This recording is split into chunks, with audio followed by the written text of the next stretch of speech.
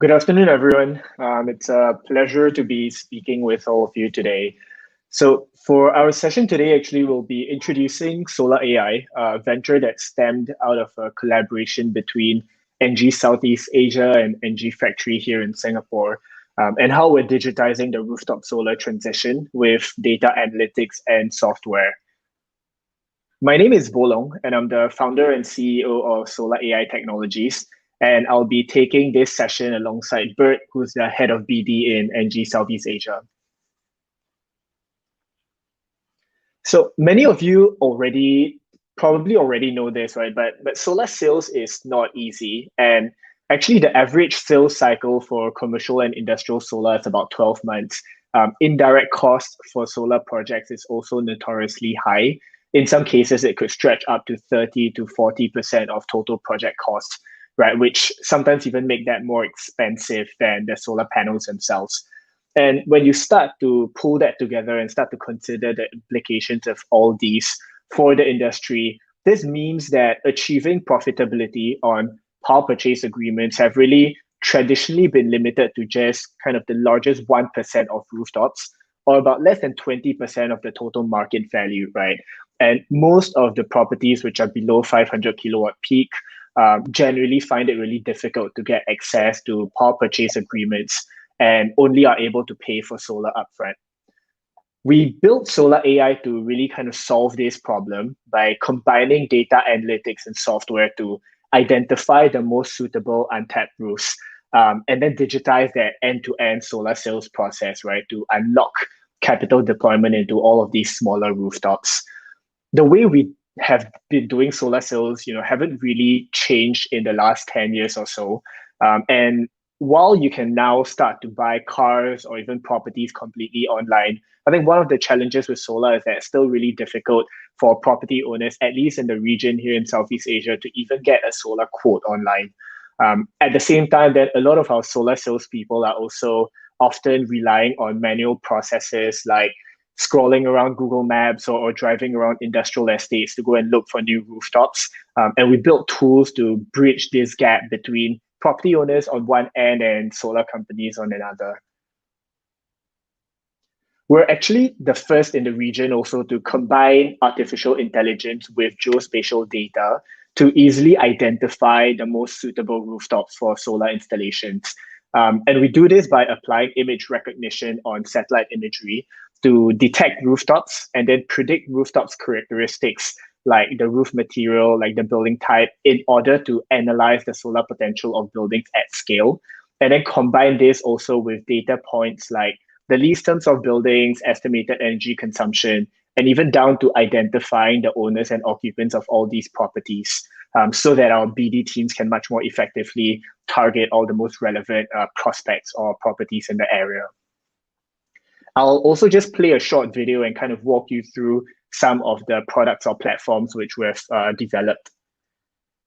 So with ENGIE Southeast Asia, we've launched digital campaigns on LinkedIn and Google to attract targeted B2B prospects to our online solar assessment tool. And with this tool, what prospects really just need to do is simply enter their address, select their buildings, or go and draw out their own rooftops for us to calculate their solar potential. They can then, of course, leave their contact information on the solar assessment tool. And in about less than 10 seconds, right, they're able to discover the solar potential of their roof and how their companies can benefit from ENGIE solar offers. This tool is also built in a really scalable way, right? And we're currently in discussions also with the Distributed PV Center of Expertise in ENGIE to explore scaling this up globally across different clusters. I think one of the things which is really interesting is that we've also used that same technology and database to build a platform allowing our teams to easily search for leads based on key project criteria like PV capacity, lease terms, or property types to generate a prospect list across Singapore as a start. And by combining this rooftop solar analysis with additional building and company information, our teams can also much more easily identify the decision makers behind the buildings, right? And then really spend time closing the prospects that really matter. We've also got really big ambitions for ultimately how technology can transform the way that we do solar sales in the region, and really help us unlock that additional 80% of the rooftop solar market, right? And we've actually started proving this out already with the residential segment in Singapore. In the last 2 months, we've closed our first 5 projects completely digitally. And then now what we're doing is really hoping to do this and scale this up for the commercial and industrial segments too. And Bert will share a lot more about that with you.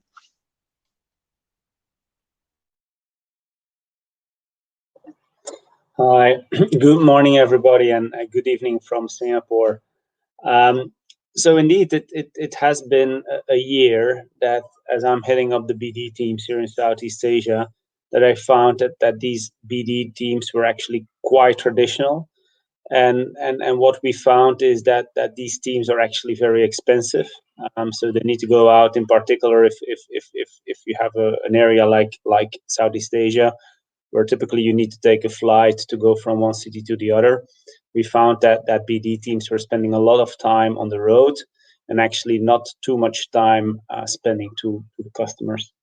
Additionally, as we were actually building our social media campaigns and putting in our marketing budgets, we saw as well that these budgets were not effective. The money we spent simply went down to LinkedIn. We would buy publishing campaigns from LinkedIn, and actually the clicks on our posts were actually very, very minimal, simply because we would say buy solar from ENGIE.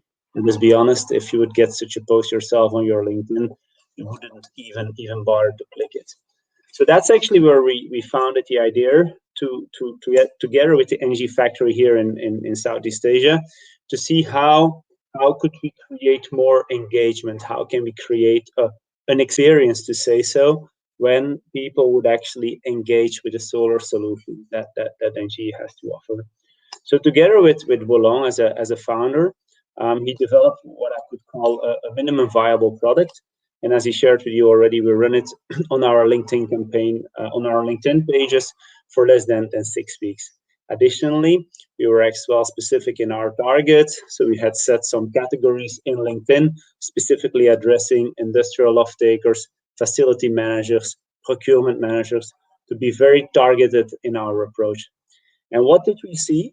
Simply by providing these posts with a link or QR code, we actually saw the pickup going up at a tremendous rate. So in less than 6 weeks, we had 10,000 clicks towards our ENGIE Southeast Asia website. Actually, our followers as well went up with thousands over the months we run this campaign. And in less than 6 weeks, we had around 200 unique B2B addresses that were entered on the tool. So what does that tell you? While a typical marketing campaign does not bring you anything, suddenly we had a database of 200 megawatts of people that actually enter an address. And while actually we don't not necessarily, some of the people would not necessarily leave their email addresses, we at least knew that for those facilities, that somebody there in that factory has an interest in solar, which allowed us then through LinkedIn Sales Navigator to actually find these people and to try to start to engage them. While business development is still relatively slow, we have seen, basically thanks to the tool, that we could come into later stage developments of up to 12.5 megawatts. And we are now actually, so we hope to close by the end of this year, 2 megawatts in effective deals. And if you think about a 2 megawatt deal, that's around 2 million US dollar. The efforts basically spent by a team as Bolong or the efforts of our BD teams are simply outweigh that success. Next slide. So while actually there is more to it, we're just scratching the surface. If you look to where typically ENGIE would play, it would be in the right segment. So what the tool through artificial intelligence allows as well, it would map out all the roofs in Singapore that basically can hold solar capacity. So if you would see rooftops, and that is typically a pitfall that an ENGIE business developer would fall into, he would look to Google Maps and he would actually pursue the 500 kilowatts and above, because simply for the reason that they're bigger and he has a bigger capacity for a single sale. But if you actually look to these roofs, there are not too many of them. And even when they're big, the total potential is only around 1.8 gigawatts for Singapore. But if you actually look to that mid segment, 100 to 500 kilowatts, the SMEs, you actually see that there is 4 gigawatts of untapped potential. So while the MNCs are typically a red ocean, many competitors, 10 bidders going after the same roof, very complex procurement processes, price-driven tenders. Literally, we're killing our competitors to get that market. In the SME market, there is almost nobody present. But that market obviously is very, very, very difficult to access because it takes a long time. You typically only have family owners or the smaller sizes. So that's why we decided if you could bring that segment to a digital platform like Solar AI, you can actually move away that physical interaction, similar as you buy an insurance online, as Bolong said, towards a digital platform, and you actually see where you can get sales throughput through the digital platform. So that's for us now the next step that we're trying to develop. So the tool is tested, implemented, and we're now trying to aggregate these roofs to potentially see whether we can build a bigger portfolio size.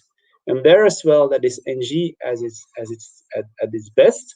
We could actually think about aggregating these roofs and create a portfolio effect. And once you have that portfolio effect, you could start to think about doing a virtual PPA, corporate PPA, getting data centers in Singapore to use green energy, getting other customers, other of our ENGIE customers and our Gen customers to use green energy.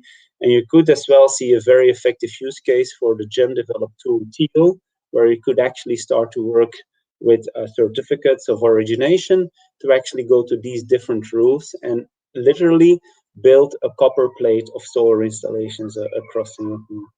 Obviously, it does not stop there. What you could think of as well is once you have these customers digitally engaged to buy solar, you could easily start to develop green energy, chargers, energy efficiency, as well as cooling services for these customers. Next slide. So with this tool, we actually believe we have developed the latest missing link of the ENGIE Digital revised strategy as presented in the Capital Market Day. Typically, ENGIE is very, very strong at engineering, construction, operation, and maintenance, and we have the most impressive tools. But if you actually look globally, how many digital tools do we have at the origination side, at the business development side? Me being a business developer for 13 years, I think it's relatively quite minimal. And that's where we see the real innovation as well. As a region here in Southeast Asia, we want to push this tool towards the other entities in ENGIE. We're bringing Bolong in active contact with the headquarters, with the other regions, in order for this tool to hopefully become a global standard, and in order for our customers to actually get easier access to ENGIE, and for our business developers to actually push out their solutions rather than to go after them on a case-by-case basis, and to create that scale to facilitate the acceleration that we're looking for at ENGIE.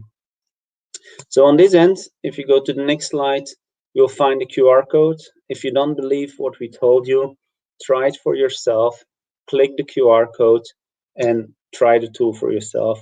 You'll see it works, and we sincerely hope we can scale this tool forward towards other businesses in order basically to create synergy as well, and to that so that everybody can benefit from this tool.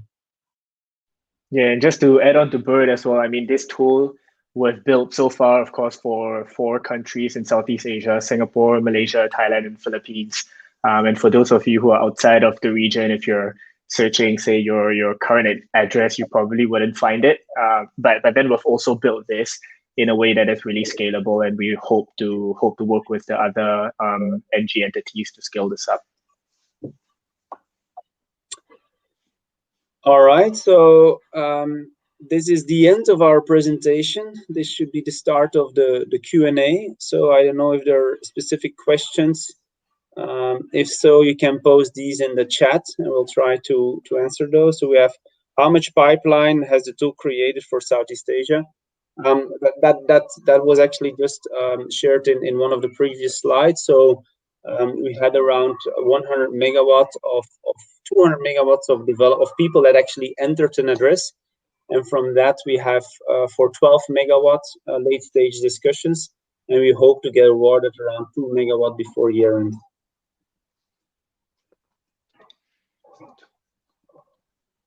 So we have another question. How is the tool called that ENGIE Southeast Asia developed to digitize solar assets? So that is the solar. So the tool, maybe Bolong, you should have presented your logo better. So that tool is called Solar AI. Maybe Bolong, you want to share your website as well? Mm-hmm. Yeah, so I think for those of you who are interested, you can take a look at www or enter into your URL, www.getsolar.ai.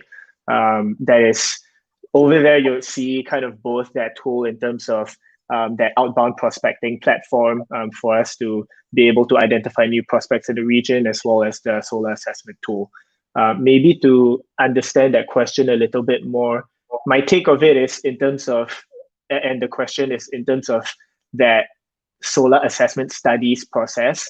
And also just to share a little bit more, I mean, the way we see the solar assessment in terms of the solar assessment tool in terms of value is really to start to get into conversations with property owners and help them understand on a high level, right? Like how they're able to benefit from PPA offers, what kinds of rough tariff rates or cost savings they'll be looking at, but really not meant to replace completely the detailed studies that we'll usually do afterwards. If that answers the question. So I see one on solar AI's technology and how it can be applied to ENGIE's businesses. I mean, so that is actually most of what we've been sharing during this session itself. Currently, we're working very closely with the Southeast Asia team, with Bert, to implement this solar assessment tool.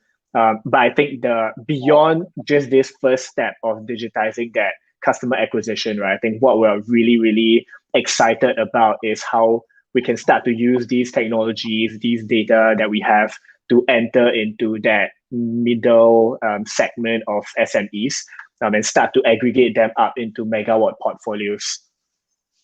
There was a question as well around residential segment, whether Bolong, you had some specific ambitions to address the residential segment as well in the after sales market. Yeah, good question on that. So the way we see it is when we look at comparing residential segment as well as the commercial industrial segment. Of course, you can imagine that in the residential segment, sales cycle are a lot shorter, right? Your contracts, the way you design projects are a lot more streamlined. And when we start to think about moving to 100% end-to-end digital sales acquisition structure, the residential segment is really what we've started proving out with.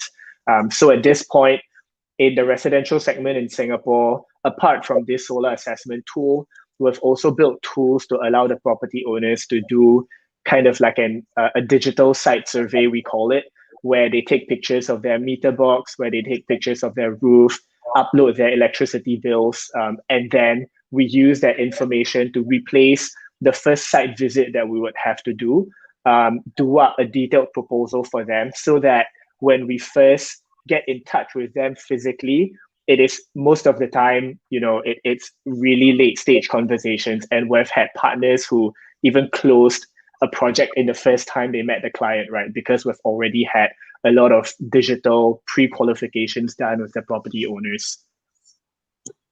So there was one question as well, I see, for Germany, where they were saying that some of these roofs are actually owned by what we call multi-tenanted properties. So actually in Singapore, while I think that there are still many out there that are single tenanted, we have indeed a couple of these that are multi-tenanted. And in Singapore, it's that in Singapore there is an export market for energy, which still is quite lucrative. So in the use case of Singapore, it's actually in our favor. So indeed, we try to address as well where the multi-tenanted in order to benefit from the export. So while obviously having a tenant that offtake the energy, one of our let's say ambitions is to exactly go after these multi-tenanted roofs, not to directly sell to the tenants that are underneath, because these as well typically come with shorter term leases and might have a credit risk as well, but directly feed the energy back to the grid, and then aggregating all that capacity to put a corporate PPA with a big corporate on top. That's, let's say, the ultimate ambition that we try to achieve here in Singapore. So the question whether it will be implemented in other countries, so I think that was addressed by Bolong. So there are active discussions indeed with the distributed center of excellence to see whether and how we can scale the tool within the group.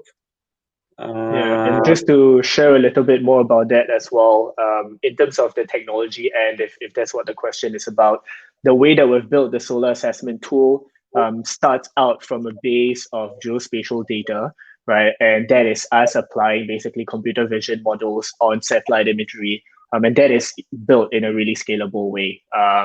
This is one of the reasons why we're quite actively speaking with the distributed PV COE to start to explore this.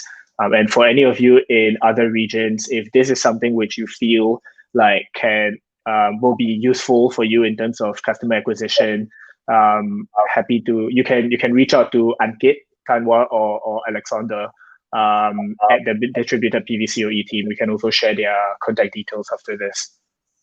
Okay. And there was one more question whether it is actually a precise study. I think we want to be specific. This is not a PV sys you get out of the tool. And so basically the tool takes the rooftop data. We integrate it indeed with the solar GIS data we have behind. And then we actually apply a correction factor. So it gives the first indication of what a rooftop size could look like. It gives the first indication because we then, in the back end, we have an LCOE calculator. So based on that LCO calculator and the grid tariffs, which we update regularly, we can actually calculate the savings. So it's really a very high level tool to say to the customer, if you're interested in solar, that is how much money you can save. So we even don't give a tariff. We directly say, with this roof, you can save $1,000 a month, $2,000 a month.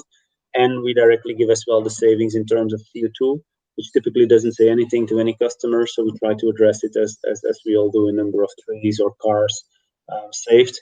And that is basically the first element. And if the customer then is interested to say, wow, I want to save that amount, which is again an estimate, it's not a specific number, he can leave his contact details. And then the moment when he leaves his contact details, then the business development team basically goes to action. But what does that mean? Somebody that leaves their inner, is that like there are 10 key accounts out there, 10 accounts do the tool, maybe only 2 leave their contacts. But what does that mean? These 2 are effectively interested. So that means that the first step of the business development cycle made us actually, what is 20% out of 100? It makes us 5 times more efficient in our BD activities because we only engage with basically the 20% customers that are interested, and the other 80% we just ignore, and they might come back another day. Okay, so we see a question: how can a company carry out a precise study to operate its rooftop independently? Bert, do you wanna take this? And also depends on whether or not you're asking the question from a fully digital perspective, or I mean, traditionally right now the process is basically a site survey. You look at the roof, in some cases use a roof plan use a roof plan's measurements to design a PV project, start to plug in details into tools like PV Sys, for example, on how many panels you're using, what types of panels you're using, what's the tilt and orientation of these panels, before you then kind of like create a more detailed study. So I think it complements what I had said before, so I think that's clear. All right, maybe somebody a last question.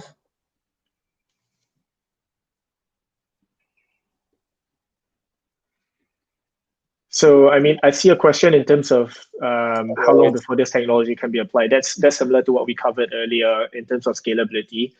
Generally, for what you see in terms of this solar assessment tool, we've built it in a pretty scalable way and are actively looking at expanding this to other regions within ENGIE.